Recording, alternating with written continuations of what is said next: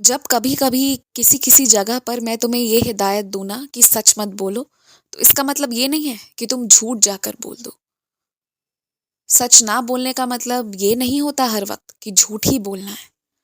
इसका मतलब कभी कभी ये भी होता है कि तुम्हें चुप रहना है, उस बारे में बात ही नहीं करना है जिसके लिए मैंने तुम्हें अभी मना कर रखा है। तुम कई चीज़ों को हासिल नहीं कर पाते हो क्योंकि तुम करने से पहले सबको उसके बारे में बता देते हो। लोगों की आशाएं तुमसे जुड़ जाती हैं और तुम्हारी उनकी आशाओं के बारे में चिंतन करना, बस इसी में तुम उलझे रह जाते हो। और जो तुम पहले से लोगों को बता देते हो ना, तो कुछ लोग अच्छा चाहते हैं, कुछ लोग बुरा भी चाहते हैं। और कौन क्या चाहता है, तुम इसी विचार में रहते हो। इस दौरान अधिकतम लोगों के आशीर्वाद भी लेते हो और कुछ लोगों की दिल से जो आशीर्वाद निकल नहीं पाती, तो ये कह लो कि उनकी रुकावटों को भी लेने की कोशिश करते हो। इसलिए कभी भी जब तुम कुछ करने चलो ना, तो पहले कर लो, उसके बाद बताओ। और इससे चाहे किसी को भी शिकायत क्यों ना हो, कह देना मेरा नाम कि मेरे बाबा ने कहा था कि करने के बाद ही बताना है।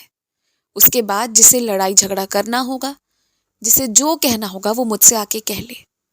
लेकिन इस वक्त तुम्हारे लिए बहुत ज़रूरी है कि तुम जो भी करो, अब उसके बारे में किसी और को मत बताओ, क्योंकि तुम्हें आगे जाना है। तुम्हें अपने जीवन को सुधारना है।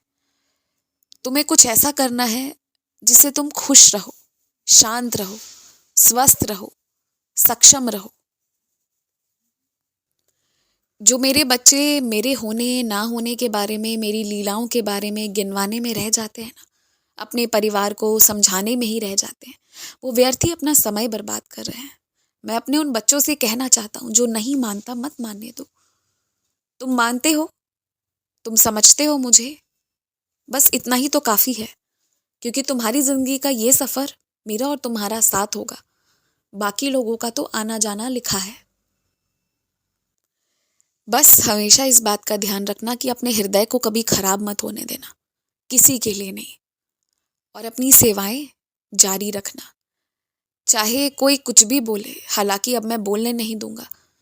जिसने तुम्हें मेरी सेवाओं पर सवाल जवाब किया है, उंगली उठाया है, जिसने तुम्हें आंसू दिए हैं, अच्छे काम पर आंसू दिए हैं ना, उन्हें मेरे क्रोध का सामना तो करना पड़ेगा। और जब मैं क्रोध में आ जाता हूं, तो कोई मुझे रोक नहीं सकता, तुम भी नहीं। तो कोई अब तुम्हें मेरी सेवा करने से रोकेगा नहीं, ये तो मैं तुम्हें सुनिश्चित करता हूँ, एकदम आश्वस्त करता हूँ। बाकी तुम भी इस बात का ध्यान रखना कि शांति से करो। जिन लोगों को पसंद नहीं मेरे बारे में सुनना, उनके समक्ष ना कोई सेवा करो, ना जिक्र करो। और ऐसा नहीं है कि यदि तुम्हारे घर पर मेरा स्वरूप नहीं है तो तुम मेरी आराधना नहीं कर सकते। अगर तुम मेरे लिए दिया नहीं लगा सकते, अगरबत्ती नहीं लगा सकते, कोई बात नहीं, पर लगातार मन में मेरा स्मरण तो कर सकते हो, लगातार मेरा जाप तो कर सकते हो। और इस तरह से अपने आप को शांत और अपने जीवन को खुशहाल तो कर सकते हो ना। तो केवल वही करो और किसी को आजमाने की कोशिश मत करो, क्योंकि काम कोई नहीं आएगा, काम मैं ही आऊंगा। और मेरी कृपा से हर इंसान तुम्हारे काम आएगा, जब मैं सबकी बुद्धि पलट दूंगा तब।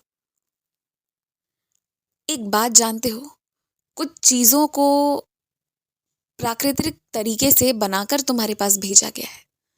तुम्हारा जो बनावट है, जो तुम्हारी उपलब्धियां हैं और जो कुछ कमियां हैं, जो शारीरिक तौर पर मौजूद हैं, वो यहाँ से बनाकर भेजी गई हैं। उसमें ना तो तुम्हारी गलती है, ना तुम्हारे परिवार वालों की। इसलिए कभी भी कोई तुम्हारे शरीर को लेकर तुम्हारा मजाक बनाए या तुम्हें कुछ भी बोले ना, तो यहाँ पर मैं तुम्हें कभी नहीं रोकूंगा।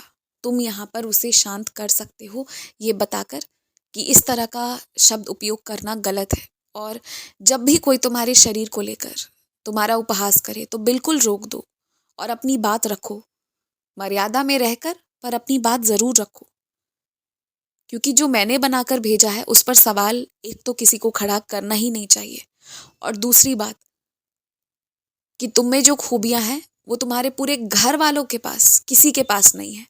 तुमने बस उसे तराशा नहीं है, तुमने हमेशा अपने आप को नजरअंदाज किया है। जिसने जब तुम्हें जैसा कहा ना, तुमने उसे स्वीकार किया है और हमेशा अपने आप को यही बताया कि कितनी कमियों से लिप्त हो तुम। तुमने कभी अपनी खूबियों के बारे में ना खुद को बताया, ना इस दुनिया को जानने दिया। तो वो तुम्हारी गलती थी, उसे तुम जब चाहो तब सुधार सकते हो। लेकिन इस बात का विशेष ध्यान रखना कि जो मैंने बनाकर जैसा तुम्हें भेजा है, उस पर कोई सवाल खड़े करे तो जवाब देना, उत्तर देना, ये तुम्हारा दायित्व है। जिन्हें तुमसे घृणा होती है वो तुम्हारे हाथ से कुछ लेना नहीं चाहते, वो कुछ खाना नहीं चाहते हैं। उन्हें देना बंद कर दो, उनके समक्ष दिखना भी बंद कर दो। वक्त और मजबूरी इंसान को वास्तविकता दिखा भी देती है और सिखा भी देती है। तुम केवल मुझ पर श्रद्धा रखो, सबूरी रखो और आगे बढ़ते चलो। तुम प्रयत्न करना कभी मत छोड़ना। इस प्रयत्न के सफर में तुम्हें जो भी चीज़ों की ज़रूरत लगेगी ना, वो मैं प्रदान करूँगा।